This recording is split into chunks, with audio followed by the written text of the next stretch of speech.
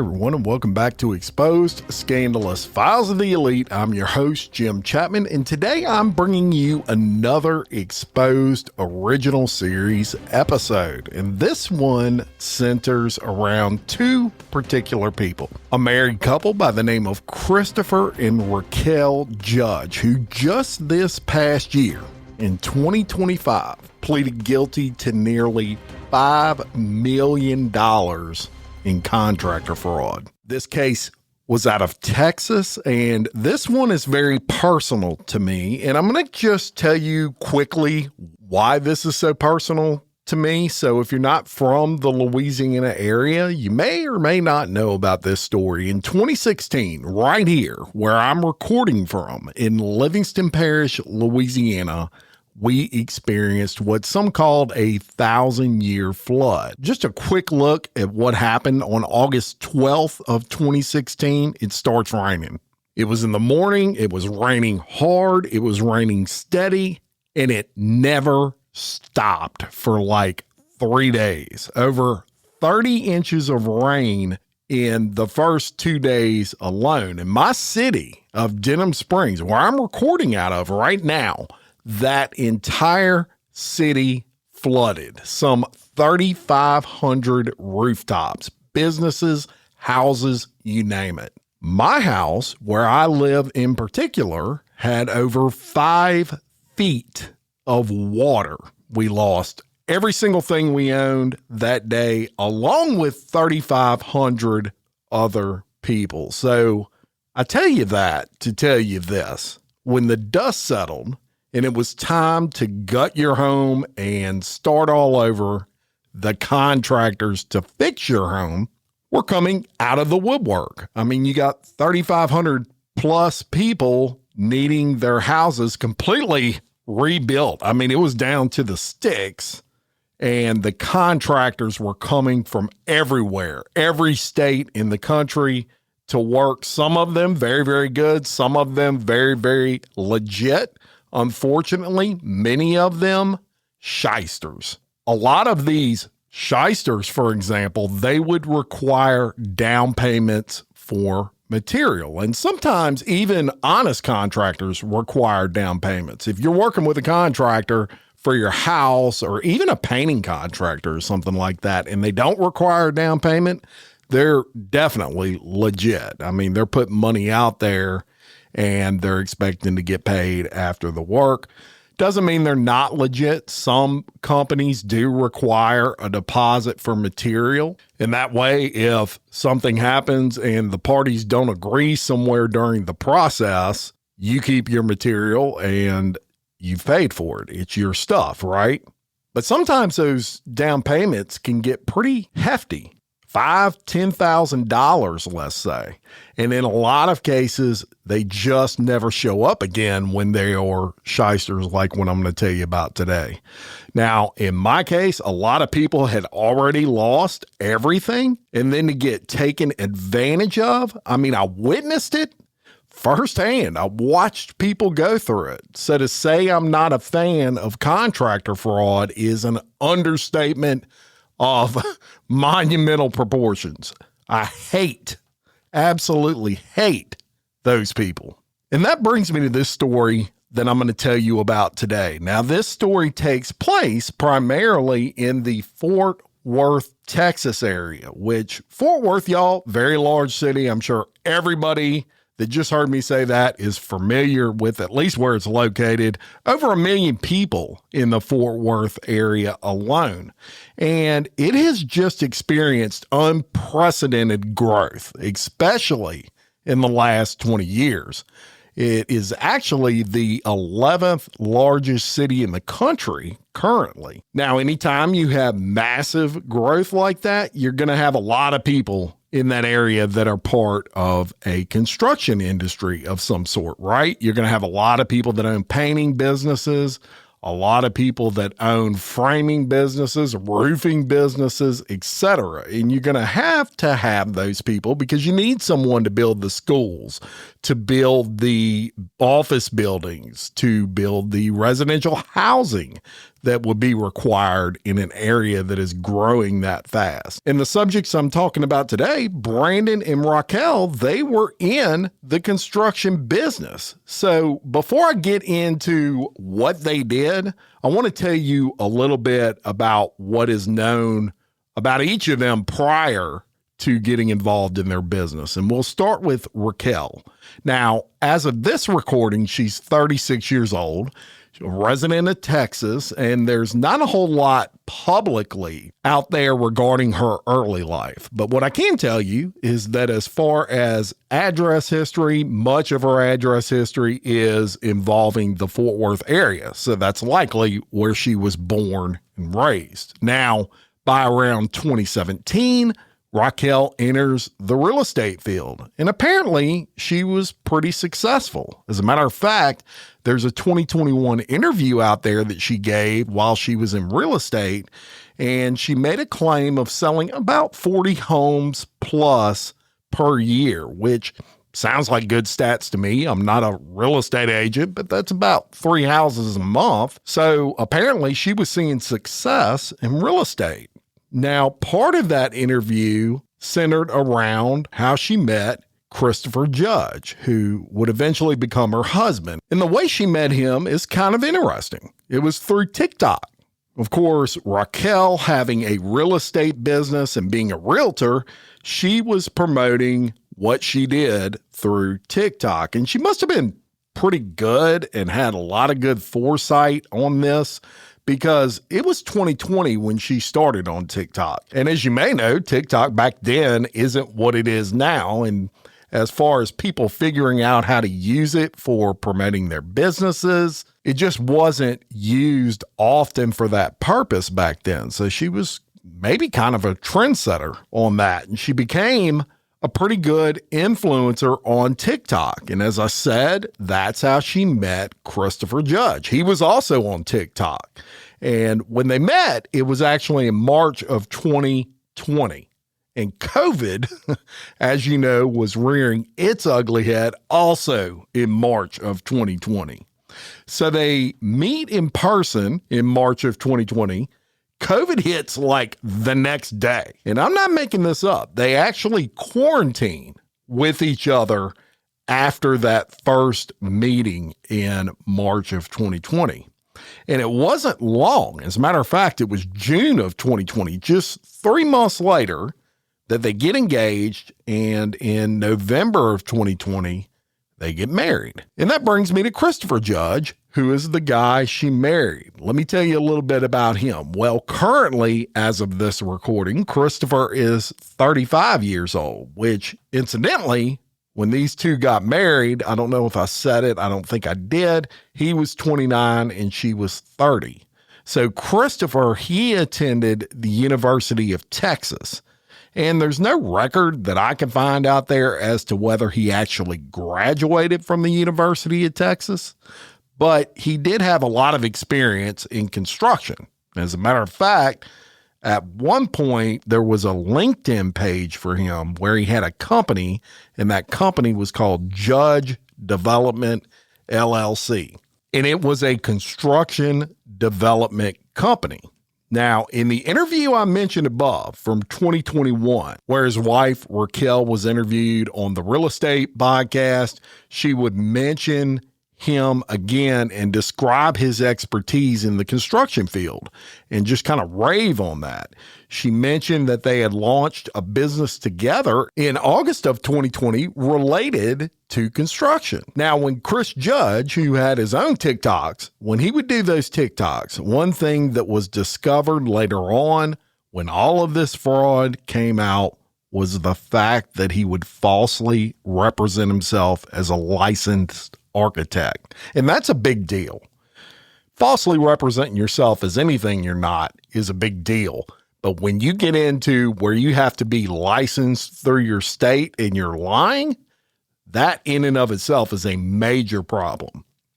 He was not a licensed architect. As a matter of fact, several years later, in March of 2022, prior to this fraud stuff coming out, and I think that's important because I believe this spearheaded that, and it got eyes on him he didn't want on him. But prior to all that fraud stuff coming out, the Texas Board of Architectural Examiners, they actually send him a formal letter in writing, and they are accusing him of violating state code by misrepresenting himself as a licensed architect.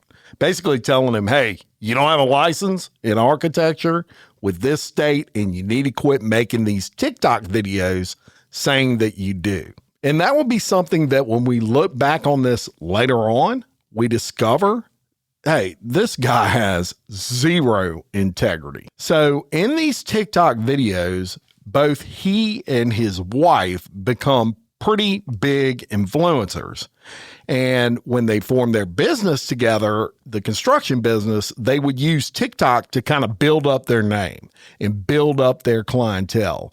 And they would market themselves, as a matter of fact, as the Chip and Joanna Gaines style influencers. Of course, Chip and Joanna Gaines, very popular host of an HGTV show called Fixer Upper. So they were trying to be kind of the second coming of that. And they would promote that they were just as good as Chip and Joanna Gaines at building custom homes and renovations. And as a matter of fact, if you were in the Fort Worth, Texas area, they were the people to call.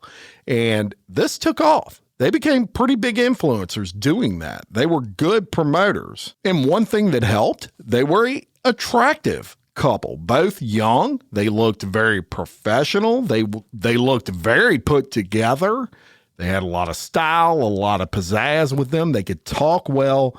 They just did not have the look that you would expect of someone to be accused of and pleading guilty to what I'm about to tell you about.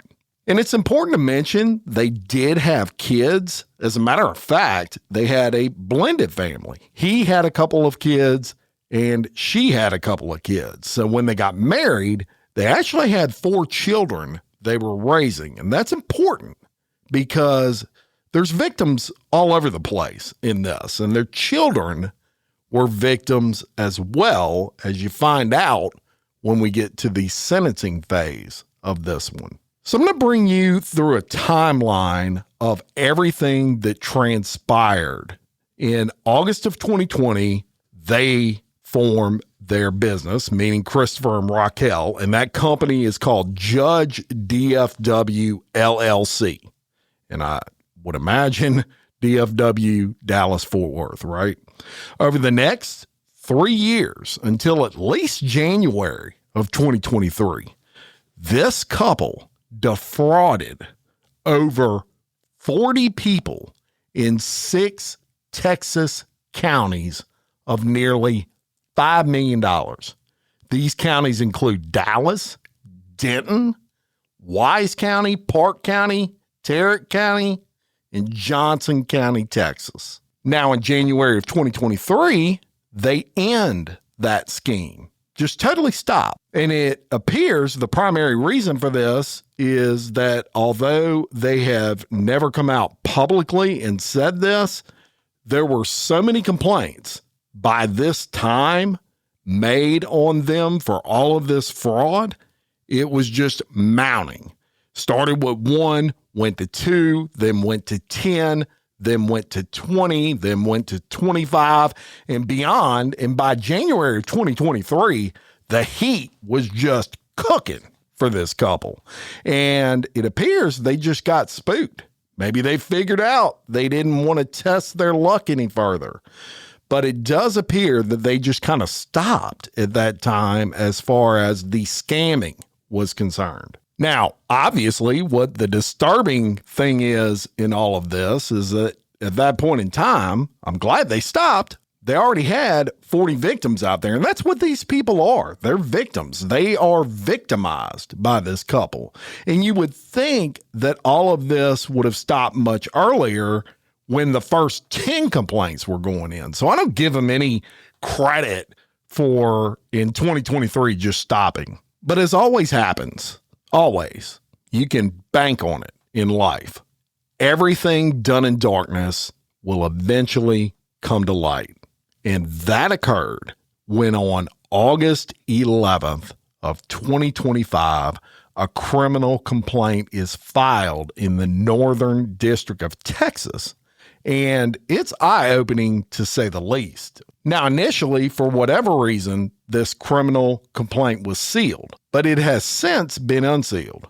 And I have the criminal complaint right in front of me right now, and I'm going to review it with you.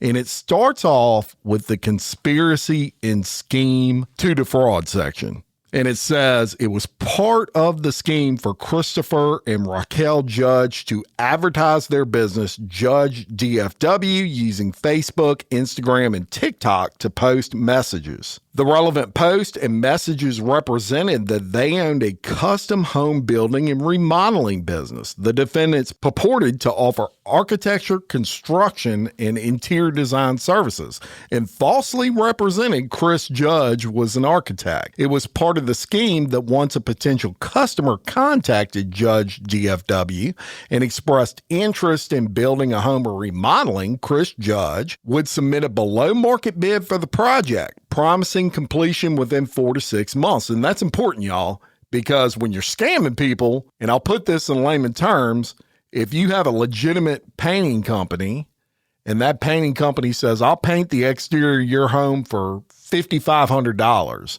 and then you get another bid and the person says, I'll paint the exterior of your home for $2,500, you might want to raise an eyebrow. I always recommend people get 3 bids for any type of contractor work. And the reason that I do that is 3 bids will reflect if one is absolutely ridiculous. So if you have a bid for $5,500, one for $4,900, and one for $2,200, throw the $2,200 out. And the reason that I say that is the ridiculous bid like that, something's wrong. And in this case, this asshole knew. He knew. I'm not going to do it anyway. I'm going to take that money and do other things, and we'll get into that. But he would promise completion within 4 to 6 months, and once the customer agreed to hire the defendants, the customer would sign a contract and pay the defendant in multiple installments via wire transfer or check. And the reason that's important is that causes interstate wire transmissions. And, sometimes you'll end up going across state lines. Maybe it's someone from California that's moving to Texas, wants to build a house, or wired money to you, and it becomes a federal issue then, not just a state issue. So that's why that point is brought up. It also says it was part of the scheme for the defendants to maintain a Chase business bank account to give the appearance that Judge DFW was a legitimate business. Many victims were instructed to wire installment payment money directly to the business account. Any checks were made payable to the business and deposited into the business account. Once the victim's money was deposited, however, the defendants often transferred the money into other jointly held Chase bank accounts and used the money to perpetrate the scheme and for personal living expenses, including luxury items. It was part of the scheme for the defendants to do partial work on the construction projects to induce the victims to continue to make installment payments on their agreements, either by wire or check. So they would, let's say they agreed to remodel your bathroom and your bedroom, and they finish the bathroom and say, we need to buy more material. I need another check. Or maybe they don't finish it. They finish just a certain percentage of the bathroom, and they just continually ask for more money. That's a red flag, folks. It was further part of the scheme for the defendant to make excuses and assure the victim the problems and delays in construction would be corrected and that the project would be completed in time if the victims continued to make their installment payments. So they say and I haven't seen the contract, but I would imagine they would start the project and it's a 4-month project. Maybe they said every 30 days, you got to pay 25%, and they would delay it to get that other 25% check, but they would just blame it on something else. Well, the material's not at Home Depot, or I ordered it and it came in wrong and I'm waiting for the right material to come in. But, per this contract, you still got to pay me because it's 30 days later. Shysters, man. So it goes on to say it was likewise part of the scheme for the defendants to fail to pay the subcontractors they hired for the projects. And consistent with the nature of the scheme, the defendants often employed substandard subcontractors to do only minimal work. Well, stop there and let me educate you on this. I know a lot about this stuff because, y'all, I was in construction for 20 years. Let me educate you about this. In this case, what they're saying is maybe the painting aspect. So if they got this contract to build your house, custom home build, they're not going to sit there and paint it and do the flooring and do the cabinets and everything. What do? They sub that out to a painter typically, unless you're a very large contractor, custom home contractor, and you have in-house painters. But most of them sub that out to somebody else. That painter goes in, they paint the walls, and then they are paid by the general contractor. But there's also another catch to that, and that is the material companies. So if you're a painting company and you're dealing with, let's just say, XYZ custom home builder, and custom home builder, he purchases that paint on credit, and he goes to your home, your custom home, and he drops that paint off to the painter, and the painter paints it. But then that general contractor never pays the paint company. Guess what the paint company can do? The manufacturer, the Farrell Calhoun of the world, or the Sherwin-Williams of the world.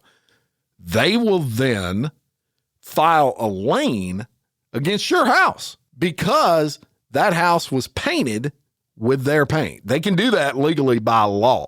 Now, a lot has to go on for that to happen. But especially same thing with subcontractors.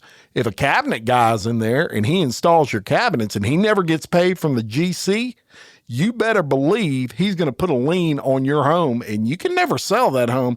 As a matter of fact, you can never close on that home until that guy gets paid. That's why people get so screwed. So they did their part. They paid the general contractor, but the general contractor's not paying his subs. Big problem. We'll move on. As a result, from at least in or about August 20th of 2020 and continuing until January of 2023, the defendants defrauded over 40 victims who resided in 6 counties within Texas in relation to at least 24 construction projects. The defendants' fraud loss totaled over $5.4 million. Then it gets into the bank account information.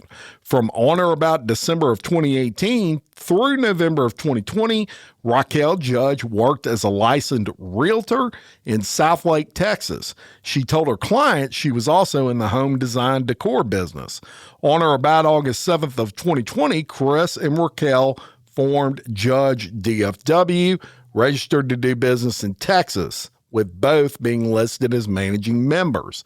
On November 11th of 2020, the defendants were married, and on or about June of 2022, Judge DFW, the company, forfeited its registration to do business in Texas as an LLC. On or about October 2nd of 2020, the defendants opened a Chase account in their names as a business checking account, and both defendants were signatories. Defendants were also owners and signatories of several other Chase bank accounts, all opened between October of 2020 and June of 2021, including 3 corporate accounts. Then it says, in May of 2022, the Texas Board of Architecture issued a formal warning to Chris Judge, and I told you about that, how he was claiming to be an architect, and he wasn't. The defendants solicited clients for architectural and home construction through Facebook, Instagram, and TikTok, and by word of mouth. The defendants told relevant victims, often in emails or text messages, that they were a one-stop shop for custom home building, purported to offer architecture, construction, and interior design services, and falsely represented Chris Judge was an architect. For example, during 2020, the defendants advertised their services on, quote, Alliance Working Moms and Moms of Southlake Facebook group pages, and they actually show screenshots of them advertising their business. And it says during the relevant time period, Chris Judge advertised as a realtor, builder, and architect. And it shows a screenshot of his Twitter page. Then it says, between on or about the date shown in the chart below, the defendants entered contracts with each of the victims shown in the chart below. After having falsely represented to the victims that they were a full-service architect, construction, and interior design firm, the defendants started each of the construction projects listed in the chart below and accepted multiple installment payments. And listen to these payments, y'all. It's a chart. It shows the victim, and of course, it just lists them as individual 1 and 2, the location, the date, and the approximate total of payments. But I'm going to just cover the payments with you. In one case, dated 12/28/21, total amount of payments to defendants, $255,460. In another case, $52,000 in payments. In another case, $262,240. In another case, $198,510. In another case, $198,000. In another case, $364,310. And it says for each relevant project, typically, defendants would secure money from victims as follows. And listen to this. Raquelle Judge would schedule a meeting between the victims and both defendants. During the meeting, Raquelle Judge would explain the construction contract and that a $10,000 deposit was required.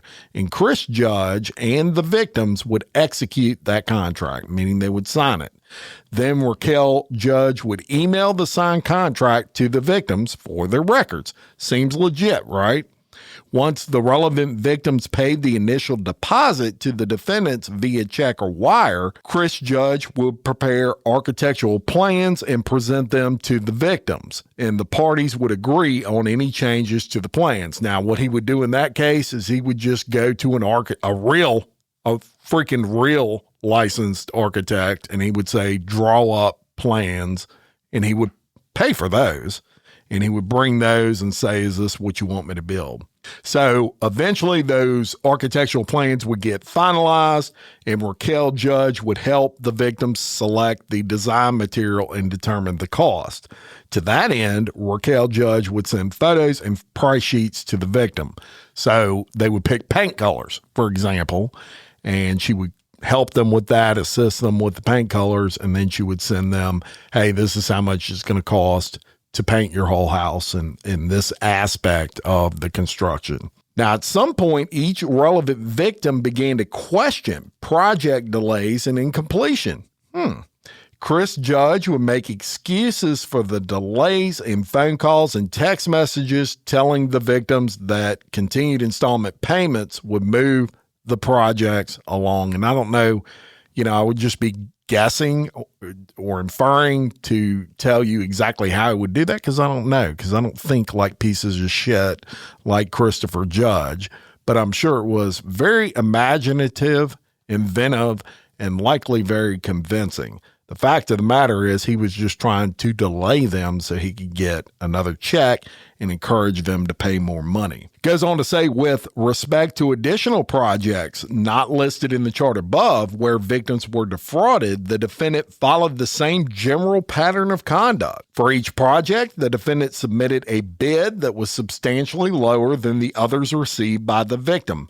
Big red flag, folks. Everybody loves to save money, and you want to go with that cheapest bid, right? Always get 3 bids, and if one is substantially lower than the other 2, something is freaking wrong. If one's substantially higher than the other 2, something may be wrong on the other end of the spectrum. But always get 3 bids, please. The defendant and additional victims would then enter into a contract. The victims would make installment payments to the primary justice DFW operating account, and the defendants never completed or meaningfully started any of the projects. And the defendants ceased communication with the victims after substantial contract payments were made to the defendants. Now, can you imagine that feeling? You're building your dream home, right? You're dealing with these people you think are fucking legit. And I'm sorry for all the cuss words in this one. This just lights me on fire because I was so close to this industry for so long. But you make these payments to this company you think is legit, and they keep telling you they need more money, and you're giving them the benefit of the freaking doubt. You're giving them more money, and then they quit answering their phone. Imagine your feeling if you had paid out $340,000 by that point.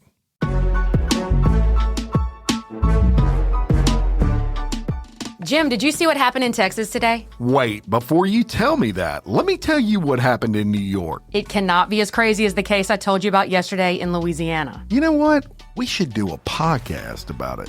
And with that, we did. Crime Wire Weekly covers the crime news headlines that have dominated the week. We cover trending crimes from all over the country and even sprinkle in a few globally. Crime Wire Weekly is available now wherever you listen to your podcasts. Simply by searching Crime Wire Weekly or clicking the link in the description of this podcast.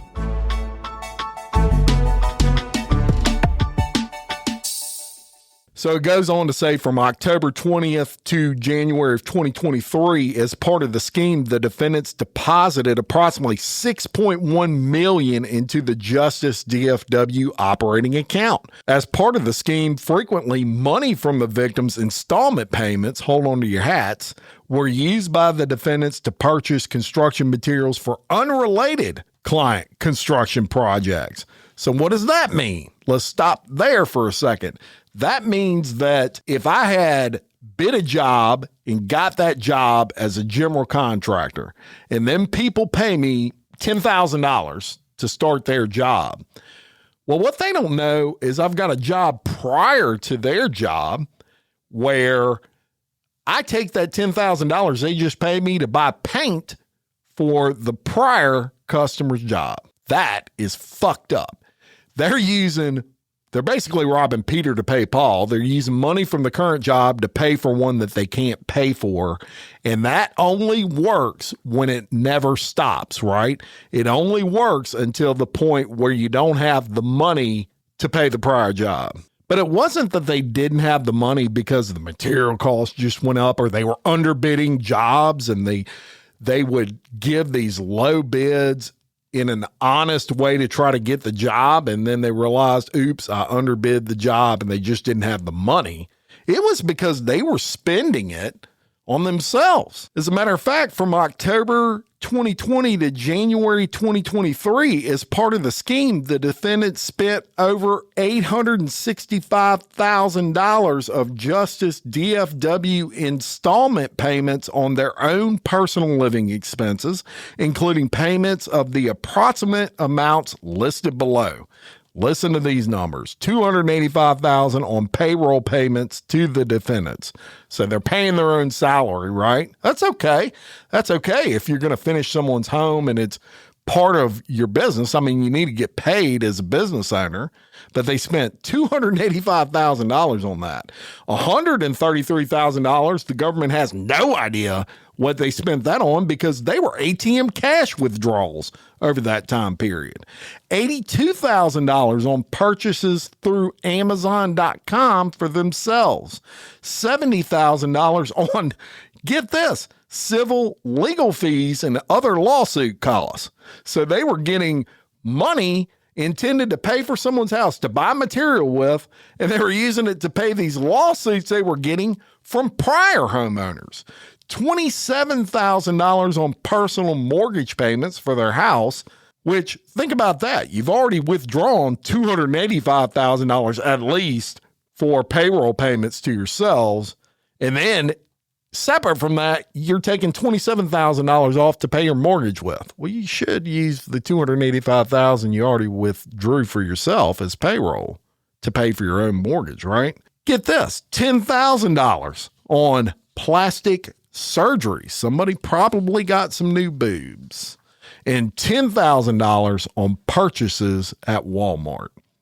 As a result of the scheme, Christopher Judge and Raquelle Judge fraudulently obtained approximately $4.8 million from over 40 victims on at least 24 construction projects, none of which were completed or intended to complete during the course of the scheme. Moreover, both Christopher and Raquelle Judge received a total of 424 citations from City Code Enforcement for violations on projects they were working on in Runaway Bay, which is in Wise County, Texas. That complaint comes out, and the very next day, an arrest warrant is issued for both of their arrests, and they appear in court. And surprisingly to me, considering the size of this scheme and just the horrendous, horrible nature of it, they're actually both released on what's known as PR bonds, which are personal recognizance bonds. Basically, they sign their names and they have conditions included in that. Maybe they got to wear ankle monitors or whatever, but they don't sit in jail long. And a lot of the information on this, for whatever reason, is sealed.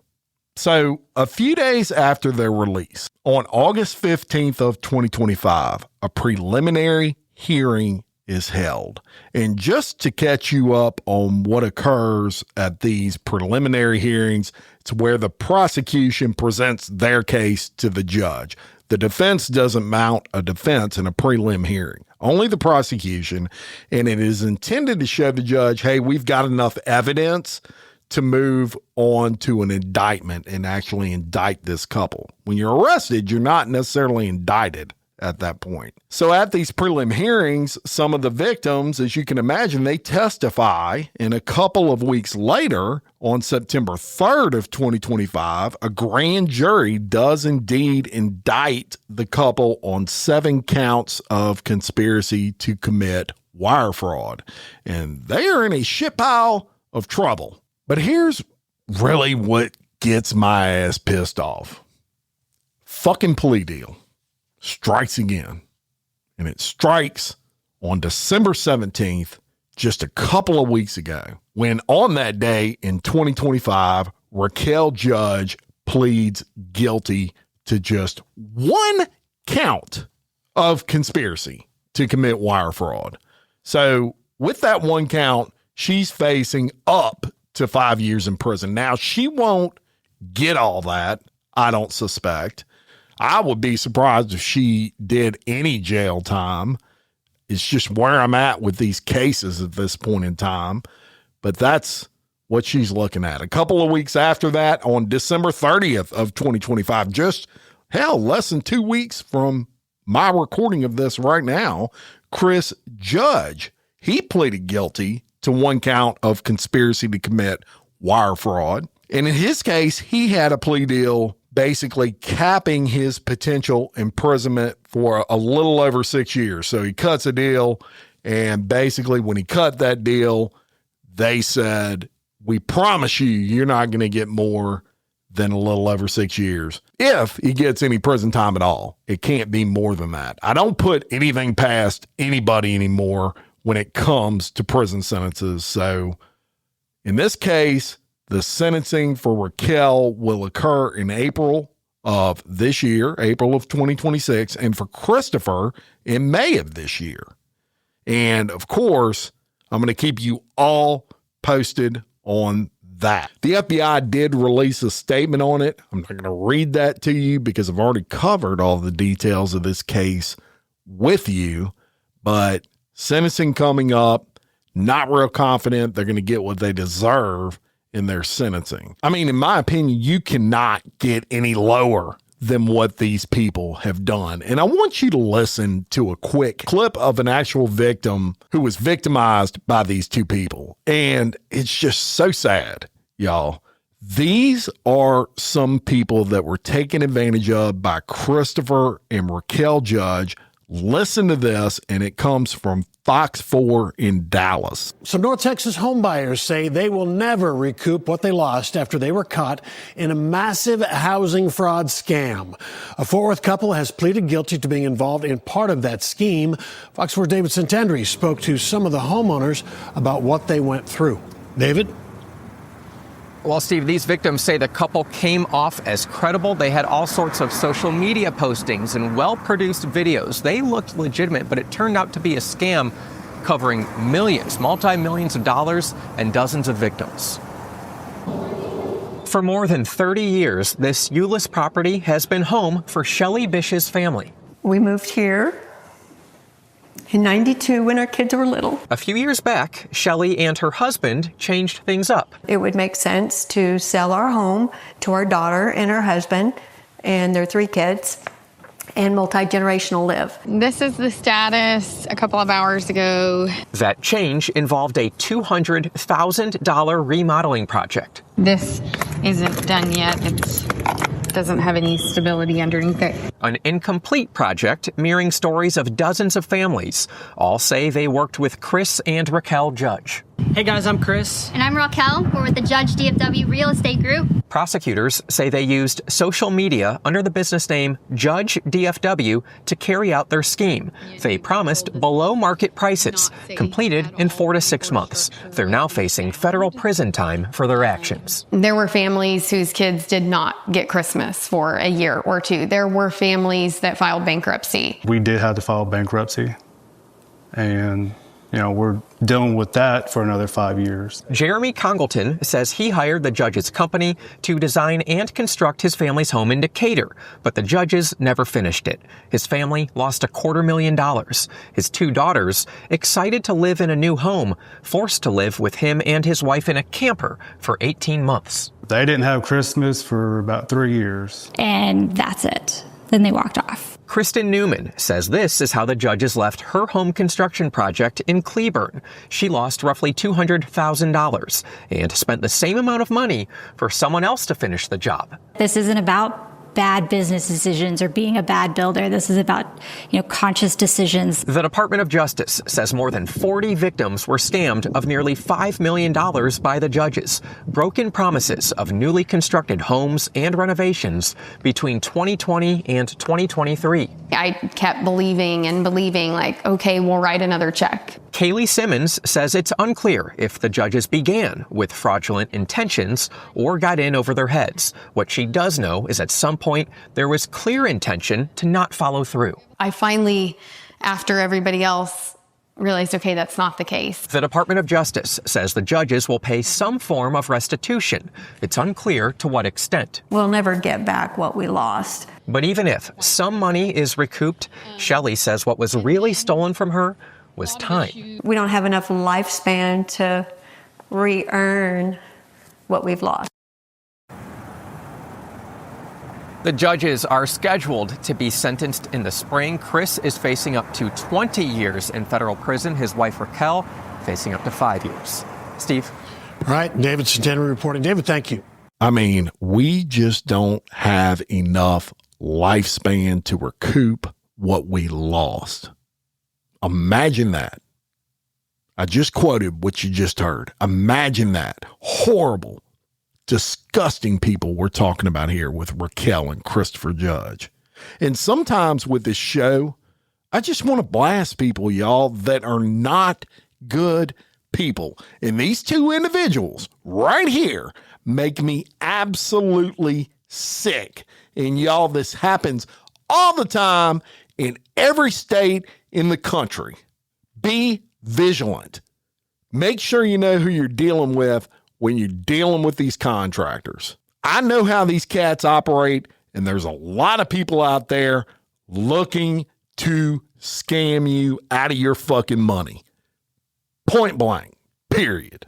Because at the end of the day, penalties like this is why this stuff continues to occur.